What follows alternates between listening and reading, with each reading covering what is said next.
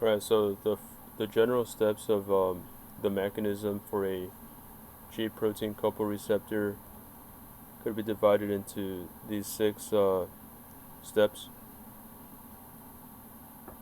And so the way that this is laid out is you have a receptor protein shown here in green,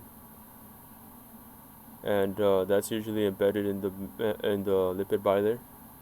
You also have these G proteins which are anchored to the lipid bilayer through covalently attached lipids. This G protein, notice, has three subunits, alpha, beta, and gamma. The beta and gamma subunits are usually considered one whole unit. And so this is a trimeric G protein. And then you also have an effector protein, which will then have secondary effects. And then of course you have your ligand, in this case a hormone. And here's the exterior of the cell, the interior.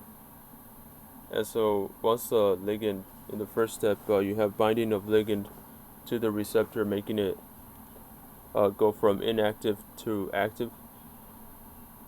In the active phase, it changes its shape a bit. So you can see here, there's this small binding site here for the G protein. And so this conformational change of the bound receptor will have the consequence of allowing the G protein to bind, and then this bound receptor with the G protein could then act as a mechanism to swap out the GDP from this alpha subunit. And so you see now the GDP goes away, and then the alpha subunit then has a empty binding site for a GTP, which rapidly bind to that site. And so now when you have the alpha subunit bound to GDP, it dissociates from the beta gamma subunit,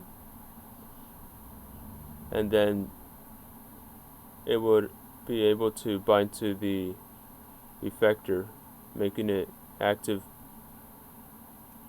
And so this effector would then be able to trigger other types of mechanisms. And once the effector protein is activated, it will then hydrolyze the GTP in the alpha subunit. And so then the GTP becomes GDP, and now we're back in the initial stage. And so that's basically a summary of this cycle.